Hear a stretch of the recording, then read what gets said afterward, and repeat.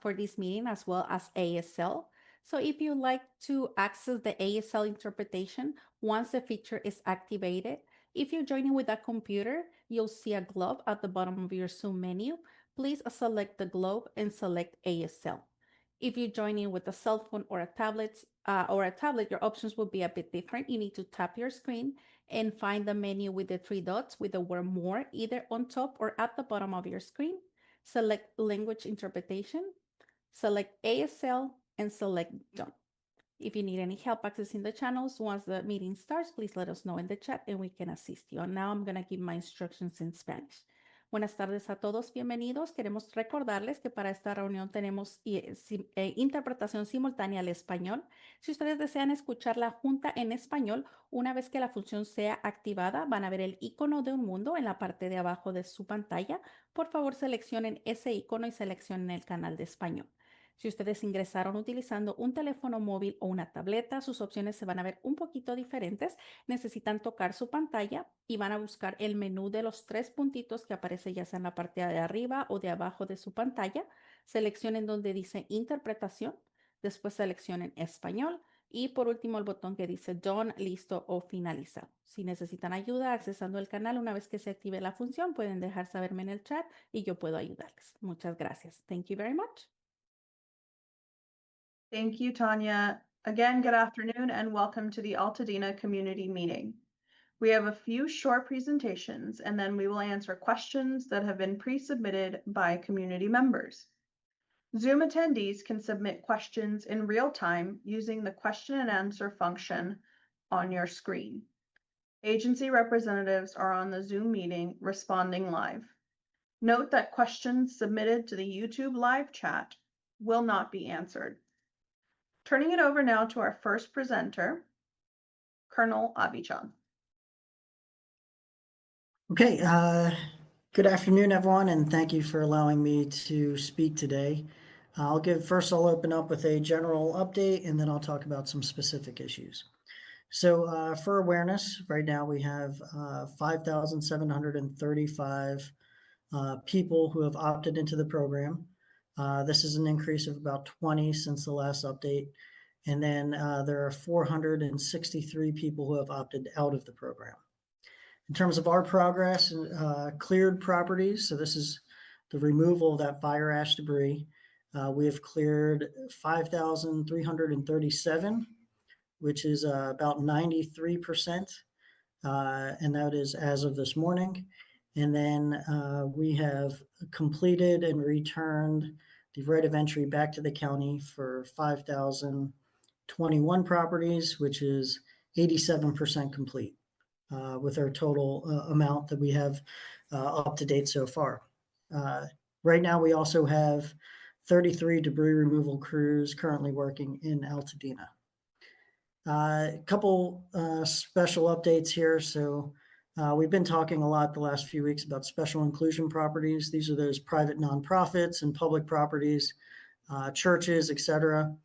We have continued to increase the number of those. Right now we have 43 total properties that fit into that category, and we should be complete with about 20 of them by the end of today. In terms of commercial properties, we did get a decision from FEMA. So we received 26 commercial properties in Altadena, which are now eligible for the debris removal program. The majority of these properties are located on Lake Avenue, and that's really between Altadena Avenue and Woodbury Road. And then the other grouping is on Fair Oaks, the vicinity of kind of Altadena, Calaveras, that area on Fair Oaks as well. Public Works is going, and they are actually notifying all those business owners individually that they are in the program. Okay, next small topic here is going to be abatement properties, and this is just a general understanding for everyone. So the county has set a deadline of 30 June, and that is for those that opted out of the debris removal, that opted out of the government program and are going to do private debris removal. So 30 June, they have to have that debris removed from their property. At that point, they will go through the abatement process, and then their deadline to get those properties to us is 15 July. So we should be receiving a few hundred, maybe, properties, additional properties at that time. So again, the deadline is 15 July for those properties to come to us. I was going to talk about something a little bit different today. So, we have a call center here, and as folks have concerns or issues, they notify our call center. And one of the topics that we hear a lot about is trees. So just for understanding, right now there's about 50 or so folks that have inquiries regarding trees. Of those 50, about 45 of them are actually homeowners that want us to reassess their property because they want more trees removed from their property. And again, we are only removing hazard trees. And so those are very clearly defined with the three categories or three criteria. So first criteria being 6 inches in diameter at a height of 4 feet above the ground. Second criteria is that it's tall enough so that if it were to fall, it would fall on an improved structure.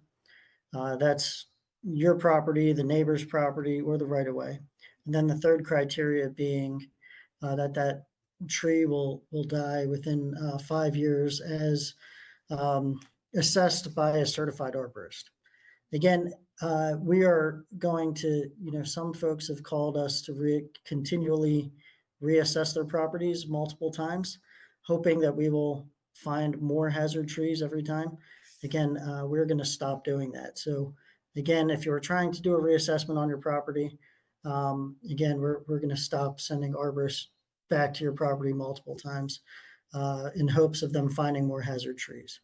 So please just, at some point we have to kind of stop the reassessments. And then lastly, I'll just a reminder, we've also been getting a lot of folks lately that are asking us to do things that are a little bit beyond the scope. So removing driveways, removing flat work, retaining walls, things like that. Just please make sure that you read the right of entry. Some of these things, so for example, a driveway that gets damaged, that's considered incidental damage. And again, we are not allowed to remove those driveways as part of our work under this FEMA program. So again, nope, a lot of good progress all around the board. And that concludes my update. I'll be standing by for questions throughout the process. Thanks. Thank you, Colonel. And as a reminder for folks who are tuning in via YouTube, if you would like to ask a question, please join us on Zoom. The link has been pinned to the top of the YouTube chat. Join us on Zoom and use the question and answer function on the Zoom platform to submit your questions, and agency representatives will answer them in real time. Moving on to our next presentation with Kiara from the Department of Public Works. Great. I believe you have some slides. Perfect. Queued up for me. Thank you. Excellent. And we'll jump right into the first slide. I'm Kiara Barnett with LA County Public Works, and I appreciate the time today to provide a rebuilding progress update and to talk through some common errors and omissions that we see on plans. So if we could please move to the next slide. Great. So first, to provide an update on permit progress, shown on screen is our current recovery dashboard as of this morning.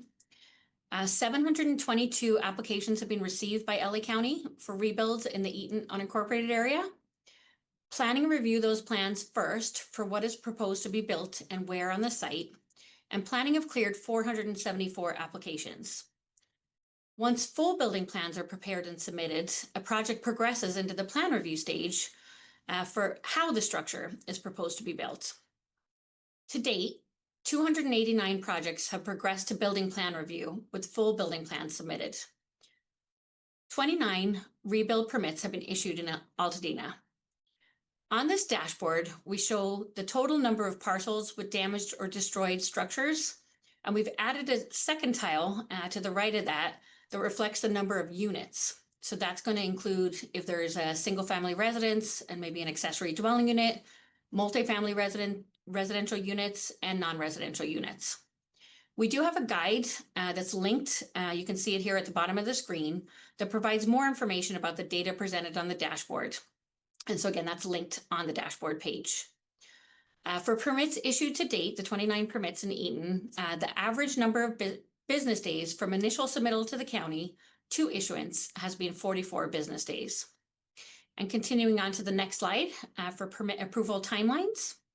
For planning, as the number of applications submitted has increased, turnaround timelines have continued to improve. This graph shows the number of days on the left and the number of submittals on the right. So as the submittal count has increased, which is depicted by the gray part of the graph here, or the blue line, so that shows our number of submittals increasing. And the orange line is the number of business days for initial reviews.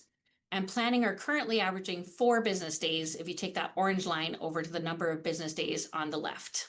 So planning are at 4 business days for initial reviews. And if we could go to the next slide, please.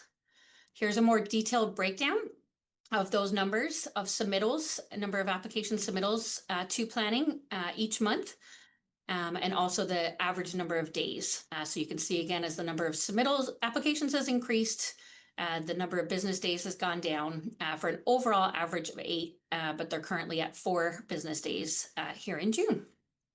And if we can move to the next slide, please. So these are the Public Works Building Department numbers. And building are averaging 8 business days for initial reviews and 2 business days for resubmittals. So again, here you can see the number of applications submitted each month, which is steadily increasing.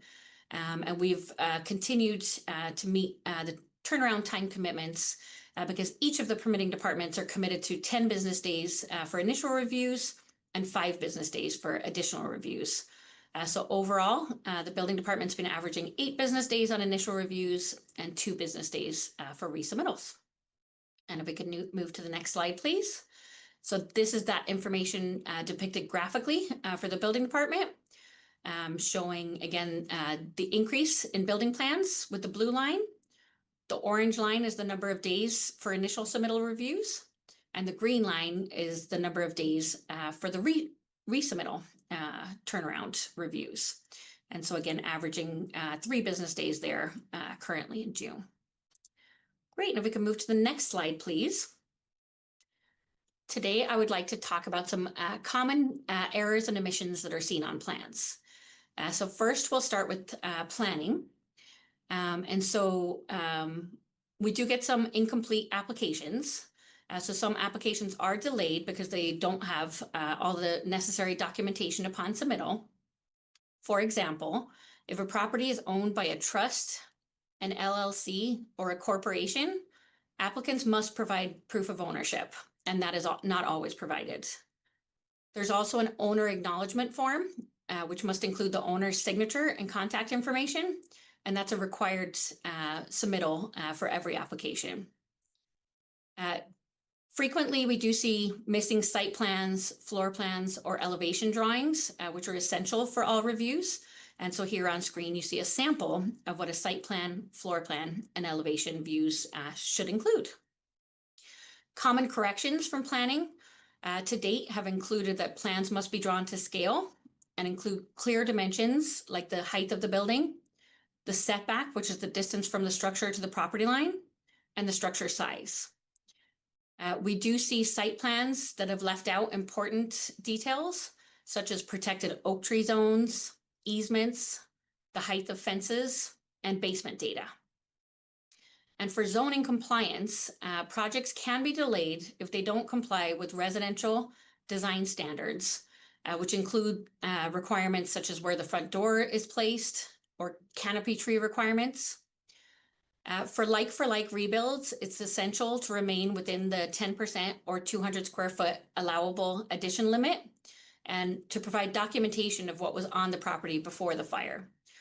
Planning will accept photos, plans, records, and so providing documentation showing the building size and placement is a required step. And also for non-like submittals, plans must comply with the current zoning code requirements, and they often are submitted and don't meet either the current code required setbacks, which is again the distance between the property line and the structure, or maybe the minimum parking requirements. So it is recommended for planning to have a consultation appointment. You can walk in and see a planner at the Altadena One Stop Permit Center, or there are consultation appointments available for scheduling Mondays, Wednesdays, Fridays, and Saturdays. And so talking through with the planner to understand the design process helps to ensure your submittal is complete and has all the necessary documentation. And if we could move to the next slide, please, for the building department. So building have created a rebuild minimum plan submittal requirements document, which details all of the information that must be included on the full building plans, including now architectural, structural, and energy plan sheets. For designers who are newer to constructing within unincorporated Los Angeles County, it's essential that they review and design to include Los Angeles County code amendments, which can be found for free on the Building and Safety website. And so I've linked that site here. Missing information that's been observed on plans can include detailed project information on the first sheet of your plan set. So on the first sheet of the plans, we need to know the proposed square footage, the number of floors, what height is proposed for the building, what type of construction, and what occupancy type. Also, plans must include the project address, the scope of work, contact information, and parcel details. Also, whether you're in a fire hazard severity zone, and a number of other essential pieces of information. And without this information, the plan check can't proceed. The first sheet of the plan must also include all separate permit requirements and deferred submittal requirements. For example, solars are required for rebuilds, PV panels. And while that's a deferred submittal item that can be submitted after you pull the permit at the appropriate stage of construction, but the plan should indicate that solar requirement. Similarly, for interior fire sprinklers, that's a deferred submittal item, but again, the plan should reflect the fire sprinkler requirement. There's also, some plumbing, electrical items, major ones that again might require separate permit. And so we have a section on the first sheet of the plans that indicates where separate permits will be required. The site plan should also show where utilities are located, including water, gas, and if you're on a private septic system, then that information should be shown on the site plan where applicable. And if we can move to the next slide, please. So on plans submitted to date, common errors and omissions have included roofing material specifications, including cool roof standards, which must be included on the architectural plans. Structural plans must show proper footings and shear wall connection details. If you are planning to reuse the existing foundation, your designer will need to submit a completed form and testing results. And so we've linked here, and I can provide information. It is on our recovery.lacounty.gov site to reuse the existing foundation, and that form should be submitted with your plans. Energy modeling often gets submitted incorrectly. So energy, Title 24 energy forms must be included with the submittal, and rebuilds should be modeled as new construction rather than an addition or alteration. Electric, gas, and appliances must be clearly marked. And if you're using gas appliances, you must show how you're meeting the California's electric ready requirements. And if we can move to the next slide, please. So for fire department, delays occur if applicants leave out critical information, such as a site plan that shows the location of the public fire hydrants within 450 feet of the property lines. As I discussed, although they're a deferred submittal item, meaning you can pull your permit and submit when appropriate during construction, but the project information on the cover sheet of the plans must indicate that interior fire sprinklers will be provided. It's important to know and that your designer know if your property is within a fire zone, and so that the designer designs to very high fire hazard severity zone requirements, if applicable. So for rebuilds within the very high fire hazard severity zone, you will go through fire department for a fuel modification plan review. Again, this is a deferred submittal item, and it should be noted on the cover sheet of your plans that you're in a very high fire hazard severity zone and fuel modification plans will be submitted. Buildings within the very high fire hazard severity zone need detailing for requirements of Chapter 7A of the code, which includes information on the windows, the doors, the openings, the vents, siding and roofing materials. And so I have a image here of where the fire zone is, but if you need help to know if your property is within a very high fire hazard severity zone, we have that information also on our recovery.lacounty.gov site linked. And if we could move to the next page, please. So for properties on a private septic system, you must show the location of the septic system and the distance from the proposed structures to the septic system, including any drain fields or future leach lines. Public health must review an up-to-date system evaluation report to ensure the septic system still functions properly. And then applicants sometimes don't count rooms equivalent to bedrooms, but the rooms within the space must be accurately labeled for public health review. And if we could move to the next slide, please. So an overview of errors and omissions on plans and why there's a noticeable gap between the number of zoning clearances issued and the number of plan check applications submitted. It's not unexpected that there's a delay between zoning and building as designers are preparing the full design package. And there can be a number of reasons that can be dependent on why plans take a while to progress into the building plan check stage. So these reasons can include backlog on the part of architects, design professionals, or structural engineers who need to submit the full building plans. We have actually been calling designers in the weeks after they've received their comments or corrections to inquire on when they think they'll resubmit. And for some projects, it has taken a number of weeks for designers or applicants to revise and resubmit plans. An applicant or owner may be waiting on insurance proceeds before they have the financial capacity to move forward with the process. An applicant or owner might decide to sell the property with the approved zoning clearance and or the approved plans rather than rebuilding on the property themselves. The plan check can be completed, but the architect, contractor, or owner needs to obtain the necessary clearances, such as a will serve letter from the water company before they can pull the permit. The owner applicant sometimes isn't ready to pay for the permit fees and inspections. And sometimes an applicant hasn't hired a contractor or their contractor is not yet ready to start work. So again, these are some of the reasons that a plan might be within the process, but not yet issued. And if we can move to the next slide, please. So for our minimum plan submittal document that I referenced, and it's linked here on this page, we have included additional resources and helpful links for your use or for use by your design team. For example, we have a plan review correction list that your designer can review in advance to know what the plan check team will be reviewing for. There's also other helpful resources here. If you have a hillside property and need to know about building near a slope, if you're in the very high fire hazard severity zone, what those requirements are. And then if we could go to the next slide, please. I'd just like to close by sharing that we have our next Rebuilding Together virtual workshop planned for Saturday, January 28th from 10 a.m. to 12 noon. This will be a virtual session that will be recorded and posted on our website. And you can sign up with the QR code here on screen or by visiting our recovery.lacounty.gov rebuilding site.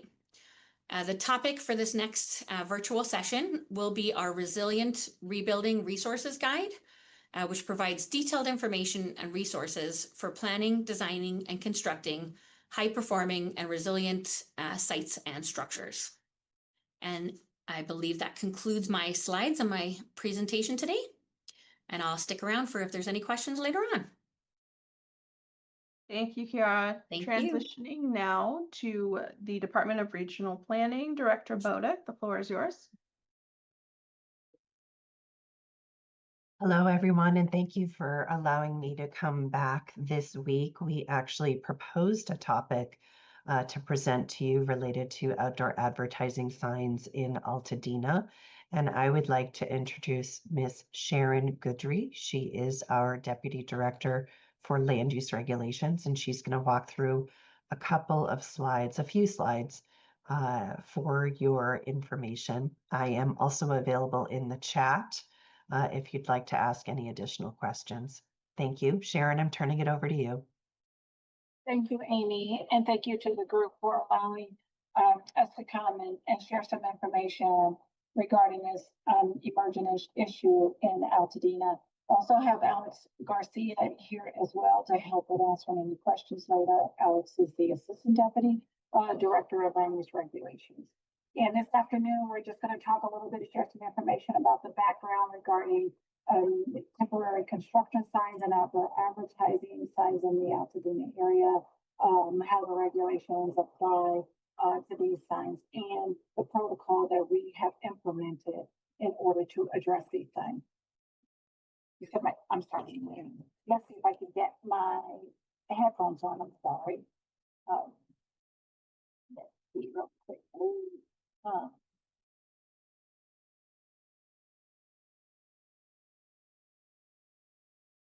Sorry.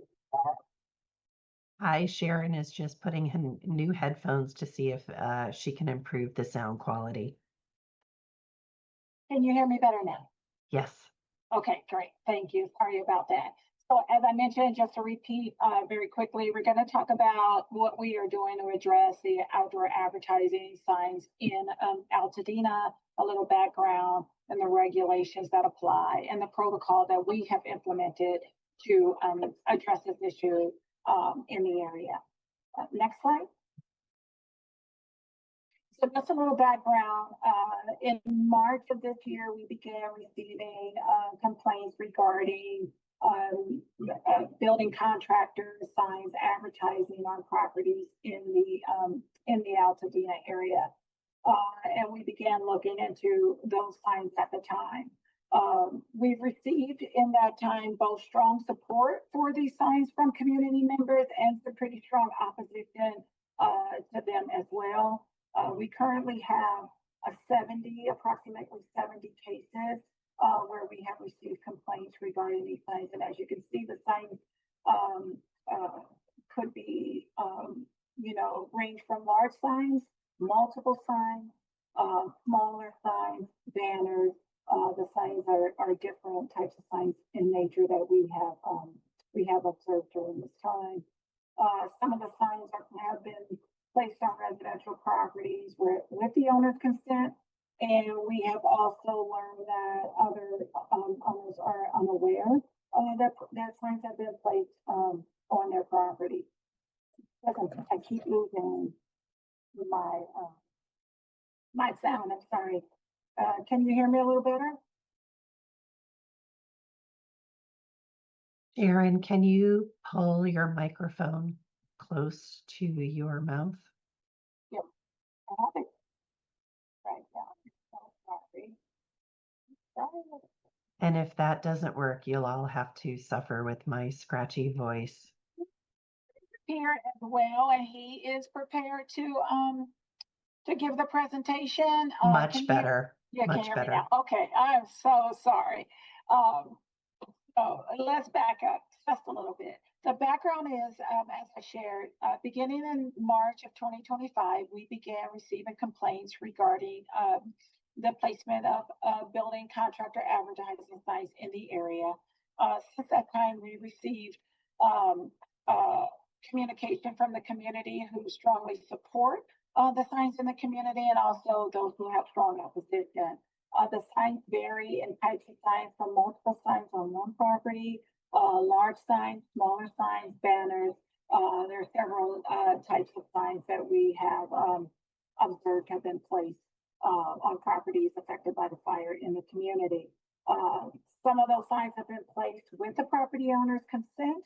Well, we have also learned that some signs have shown up on properties where the owners were not aware or had not given permission for those signs. We currently have approximately 70 active cases regarding in response to complaints regarding these signs, and they are in various stages. We are in various stages of contact with business owner and property owners regarding these signs. We have developed what we believe is a sensitive enforcement protocol, taking into consideration the concerns from the community. on both sides and taking into consideration what you all have been through over the last several months. And we believe this sensitive protocol addresses the concerns in an equitable way. Next slide. The regulations that apply to these signs, most of these signs fall into the category of outdoor advertising signs. And outdoor advertising signs are defined in the code as a sign that directs the public's attention to their business that is not conducted or offered on the site where the sign is actually erected or placed. And that's only allowed in industrial zones with a conditional use permit. So as you can see from the picture depicted in the top of this slide, there's a large sign. It's advertising a contractor business, maybe a builder or some other trade. That sign of that size, advertising a business that is not operated or conducted on that site, is classified as an outdoor advertising sign, is not permitted in a residential zone. Temporary construction signs, however, are allowed in residential zones. Maximum square foot of 12 feet for those signs, and they are allowed to be posted on the property during construction with an active building permit. And they are also allowed to remain on the property 30 days after the completion of the construction project. We've heard from the community, those who are strongly in support of a desire to notify and provide information to the community and the neighbors about contractors that are an option for rebuild and other construction related work. And the code does provide allowances for that under temporary construction signs once a building permit has been issued and not to exceed 12 square feet in total sign area. And that's depicted in the bottom photo in the slide. Next slide. So as I mentioned, taking into consideration what we've heard from the community and taking into consideration all that you have gone through as a community, we've developed what we believe is a sensitive approach to dealing with the issue. And that approach includes first contacting the business owners that are advertised on the sign to advise them when the sign is not in compliance with the code, that it is in violation, and asking them to remove that within 7 days of that contact. After 7 days, if we, after a re-inspection is conducted and we determine that the sign has not been removed by the contractor, then we are sending a courtesy notice to the property owners. As I mentioned earlier, some property owners are not aware that these signs have been placed on their property. So we have implemented a courtesy notice procedure in order to provide the property owner with information on what the code requires, and also to have an opportunity to remove the signs, have the contractor remove the signs before any additional action is concerned. However, we do believe that it is necessary to enforce the code in relation to this in the area. So if our efforts to get compliance through directly the contractor without bother to the property owner, and then a courtesy notice to the property owner if the sign has not been removed, our next step would be to send a notice of violation to the property owner and the contractor. And hopefully we don't have to get to that point. Our main priority is compliance and voluntary compliance without enforcement. So our hope is that we would not have to take any additional enforcement steps once we make those notifications and have those conversations. We have, since our enforcement started, had 6 unpermitted signs removed. So we're happy and we appreciate those property owners who have worked with the contractor to have the unpermitted signs removed. Next slide. There's several ways to file a complaint. We have placed that information here as well, and we can place that in the chat as well. But we do have our admin staff, call center staff, who can take phone calls. We do need the location of the issue and some details about out what the issue is, and also any additional information that will help us in the investigation. You can do that via phone, through email, into our department through regular US mail, or on our website. And as I mentioned earlier, I'm not sure if I was audible, but Amy Bodak, our director, will be here to help answer questions in the chat. And I also have Alex Garcia, our Assistant Deputy Director of Land Use Regulation, here to answer any questions as well. And that's the end of my presentation.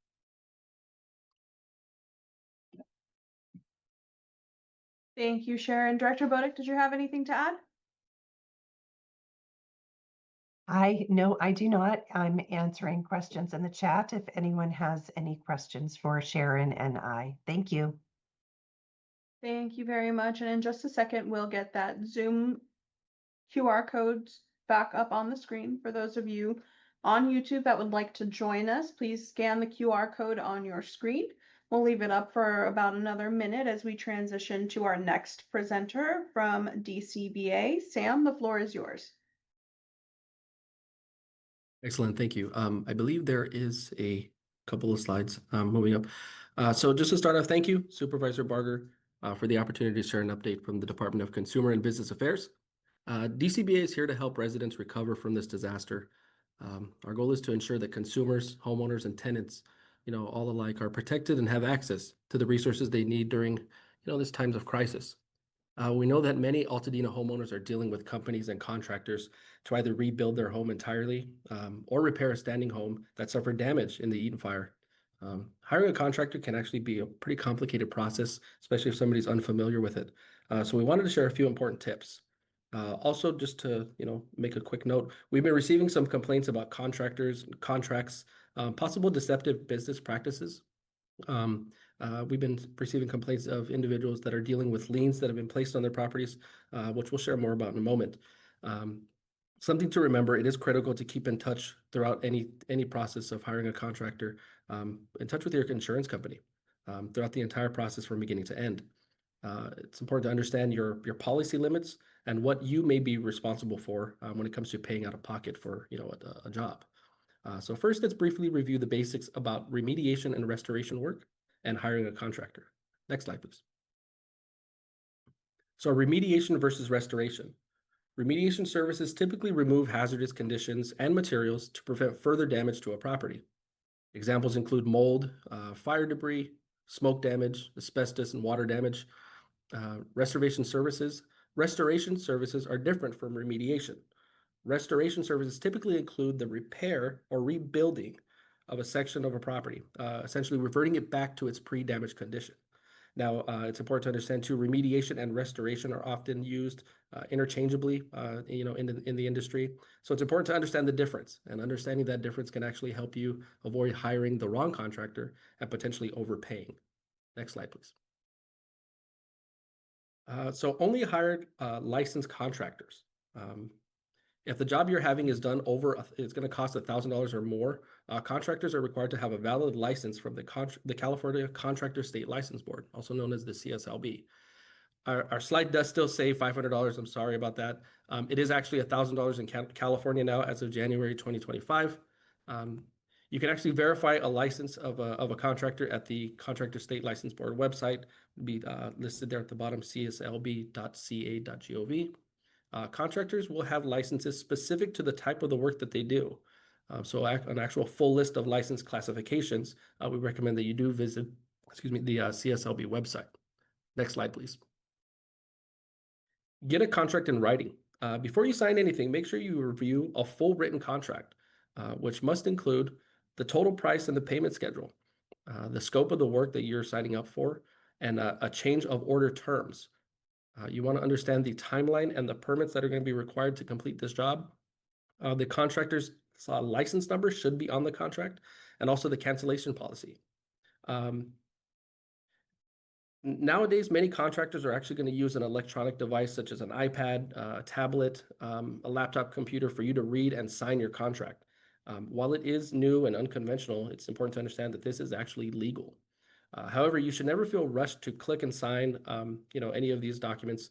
It's important to understand that you should take your time to review the terms and understand what you're getting into. You would always want to request a copy for your records after you do sign. This copy can be in paper or an electronic copy that will be sent out to you either by email or text message. When you are asked to make a down payment, it's important to understand you should not make a down payment more than $1,000 or 10% of the total project cost, whichever is less. Next slide, please. Check for contractor's insurance. You're going to want to ask for proof of general liability insurance. Ask about the coverage limits, the effective and expiration dates, and any coverage exclusions. You're going to want to ask about workers' compensation for their employees. You can actually check the Contractor State License Board, the CSLB website, to verify that they do hold these policies. Companies that don't have actual employees though, might be exempt from workers' compensation. This is important because it's going to protect you in the case of an accident or damage claims that occurred during the project or on your property. Next slide. Hazardous cleanup. Companies that do clean up hazardous materials such as mold or asbestos must follow EPA and Cal OSHA rules for the safe removal and disposal of these materials. Under California law, any construction related work actually involving $1,000 or more in labor or materials requires a contractor to be licensed with the CSLB. Companies actually may do cleanup work without a license only if that work does not require a license by the Contractor State License Board. Next slide, please. If something goes wrong, especially something like, you experienced a project by an individual who's not licensed to do that work, or maybe you have a perception that the work was poor or maybe it was incomplete. The Contractor State License Board does accept complaints online, and they do accept paper complaints. Information for that can be found on the CSLB website. Next slide, please. So canceling a contract. If you did sign a contract with a contractor who came to your door or maybe approached you at your home, California law actually gives you special protections. Here's what you need to know about your right to cancel such contracts. For home improvement contracts, you have the right to cancel within 3 days, a standard 3-day right to cancel. That actually applies when you signed a home improvement contract of $25 or more. The contractor solicited the contract at your home or somewhere other than their place of business. And this contract was not initiated by the property owner at the contract's place of business. The 3-day right to cancel stands for most consumers like I had mentioned before, when it comes to door-to-door sales. The countdown actually starts the day after the contract is signed, excluding weekends and holidays if the contractor is closed. There is an extended 5-day right to cancel for individuals who are signing these contracts who are age is 65 and older. California Civil Code 1689.7 gives you 5 business days to cancel, as long as the contract, again, was solicited in your home or a non-business location. It is also important to understand, too, that if the sales contract was signed or if it takes place in a declared disaster zone, just like the Altadena fire, after the fire, cancellation rights may extend to actually 7 days. If the contract is negotiated in the contractor's place of business, though, the 3 or 5-day right to cancel does not apply. It's also important to understand that once you do have that right to cancel or that you have it, do not allow the contractor to begin work or pull any permits during that period. How you cancel the contract depends on a couple of things. You're going to want to use the cancellation form provided by your contractor. It may require you to write your own letter or to fill out a certain form. It's recommended that you deliver it by certified mail or in person. We do also recommend that you keep a copy for your records and that you absolutely cancel before the deadline, 3 or 5 business days from the date of signing, depending on the age and the situation. Also, it's important, if the contractor failed to give you a cancellation form, your right to cancel might be extended. The Contractor State License Board does recommend that you reach out to them directly with this for further information. Next slide, please. So now we're going to sort of get into understanding mechanics liens. We wanted to share a few tips about understanding mechanics liens and just briefly go over that. Next slide, please. So mechanics lien is actually a legal claim that contractors or suppliers of materials that were used for a project can actually file against the property if those parties are left unpaid, either during the project or when it's completed. Even if you paid your main contractor, a lien can still be filed by a subcontractor, by maybe laborers or material suppliers. Now, why is this important? Well, a lien can actually affect your credit and the title to your property. An open lien can actually prevent or put a hold potentially on the sale of a property, or maybe a refinance that you might be going through. It could potentially lead to the forced sale of the home if the mechanics lien is in fact perfected. We'll go over that in a second. How to avoid a lien. There's something called a preliminary notice that we recommend property owners get from all the subcontractors and suppliers within 20 days from the start of the work or the delivery of the supplies to the property. It's important to keep a list also of all the workers and the suppliers that are involved throughout the process. You're going to want to request lien releases before each payment, especially the final payment, to make sure that you have documentation showing that people have been paid. You can also use joint checks that are made payable to both the contractor and the subcontractor, just so you understand too, or you know that everybody's getting paid and they don't come back looking for you.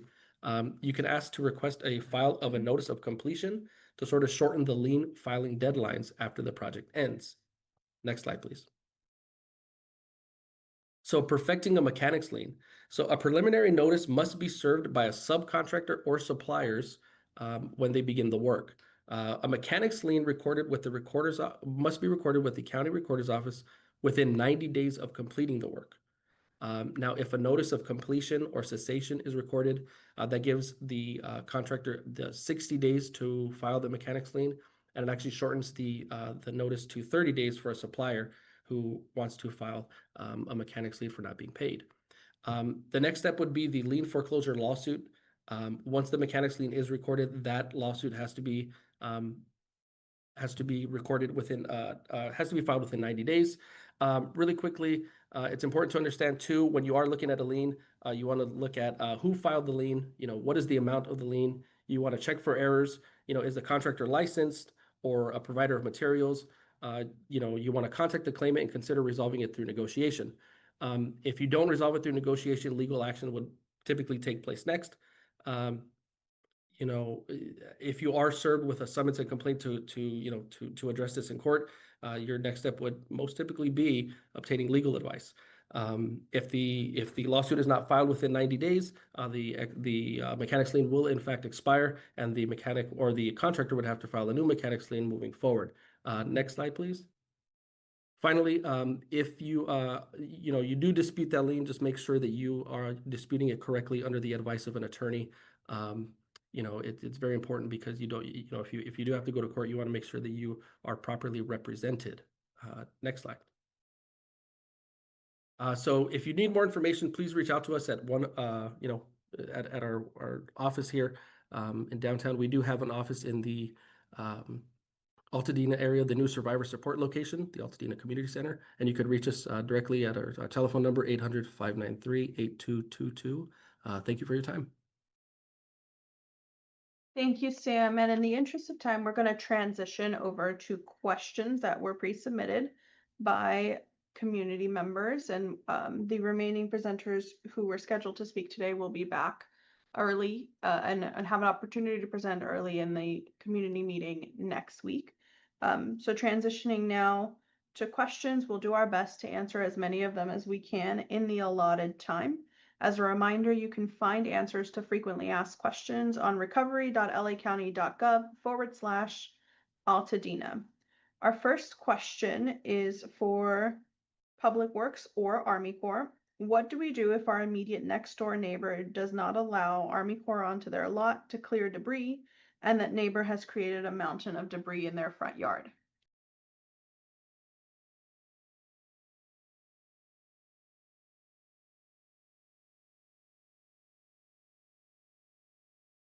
I can jump in, and maybe if Public Works wants to jump in either. I think if the question is related to fire ash debris, I think that would be considered one of those properties that would more than likely get abated if they have not cleared that fire ash debris by 30 June. But I'll defer to Public Works if there's anything else that they want to add. Over. Great, and unless anybody else is on from Public Works, I would say that yes, we would step in and abate the property at the owner's expense. So if the property owner, also if they're dumping illegally in the road right away, then we can open a separate property rehab case. So that could be reported online on our pw.lacounty.gov website via the Works app, or you could email me at C as in cat, my last name Barnett, at pw.lacounty.gov. Thank you both. And the next question is, where can we access the Foothill Home Building Catalog, and how many pre-approved homes are in that catalog? Great question. So the LA County has received 37 pre-approved plan submittals since the program launched. And so far, planning have cleared 30. 11 have submitted full building plans and are in building plan review currently. So the program is open to all designers. Foothill Catalog are one applicant that we've received a plan from. So once approved, there'll be information added to a catalog. You can go to our recovery.lacounty.gov site under rebuilding and pre-approved plans. So we will link information for the designers and about the types of projects that they have approved. So those will be linked for the homeowner to reach out to the designers. And we are hoping to get our first plan approved here shortly. But again, currently 11 plans in review. And so as soon as they are approved, they'll be added to our catalog.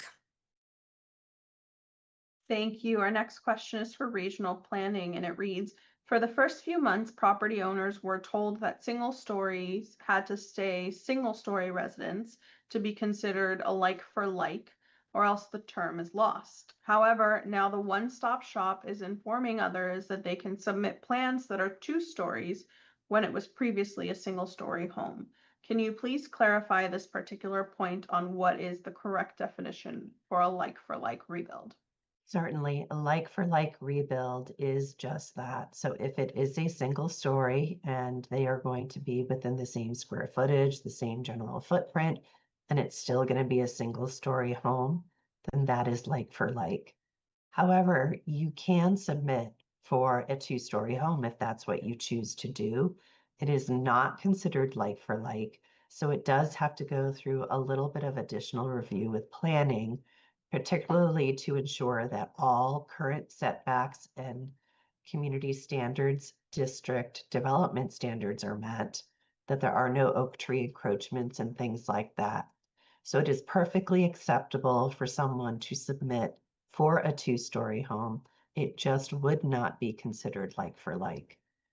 What we have determined is if you have a 2-story home and you want to go to a 1-story home, and you're going to keep the same footprint, you can do that, but you cannot increase the impact and still be considered like for like. If you have specific details or questions, I'm available in the chat, or you can email me at abodek@planning.lacounty.gov. Thank you. Thank you. And our next question is for a representative from the assessor's office. It reads, we were charged interest on a late property tax payment while waiting for a reassessment on our property that was burned down. Is this going to be reimbursed along with an adjustment to the bill?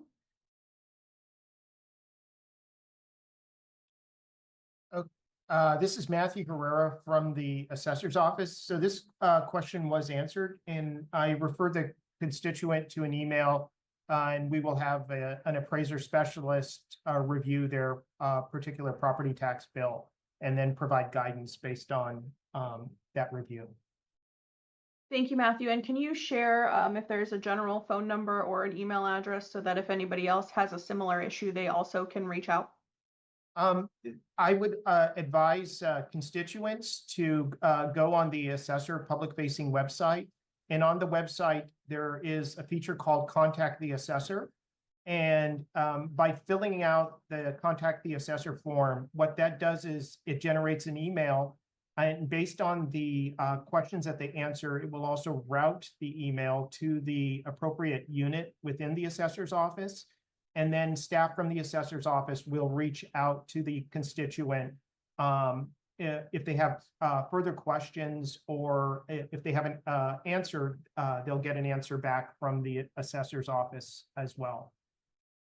So I would advise them to go on the website and use either the contact the assessor form, or if they go to the contact us, they can also see the addresses and phone numbers for their local assessor's district office. And they can also utilize that to talk to somebody directly by phone, or if they want to go in to one of our public counter areas, they can do that at either one of the 4 district office locations that are open Monday through Fridays. Thank you, Matthew. And very quickly, we have time for one final question for our representatives with the Department of Insurance.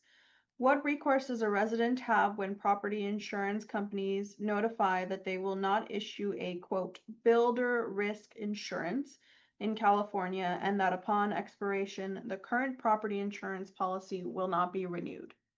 So this is a good question. And, just the wording of this makes it a little interesting because right now, after the fires, California is currently under an insurance moratorium where it protects all homeowners, all residential policies from cancellations or non-renewals for at least 1 year until that moratorium expires on January 6, 2026. But also those homes that suffered a total loss, they're also granted 2 additional extensions of their residential policy during the rebuilding process.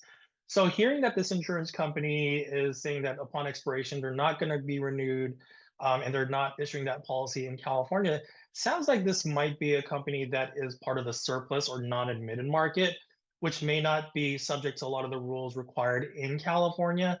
But that's just speculation based on the question that as it was asked. So this person, I would recommend them calling us at our Department of Insurance at 1-800-927-4357 and starting their request for assistance process. This is what we're going to present a little bit more upon next week as well for more information on that. But I would recommend this person. This is exactly the type of case we would recommend contacting us, 1-800-927-4357.